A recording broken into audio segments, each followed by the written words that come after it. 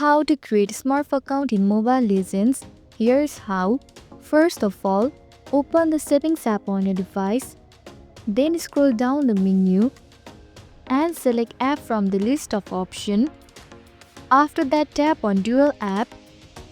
Now either browse the app list or use the search bar to find Mobile Legends.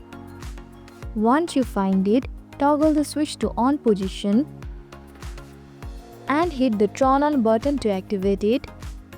Next, go back and open the newly created Mobile Legends clone app. Here you will be asked to create your character. Simply enter your username, then choose your country and select your gender. Furthermore, hit the OK button. Finally, select your hero and complete all the tutorials provided by the game. And just like that, you have finished setting up your new SMURF account, and that's it. I hope this video helped.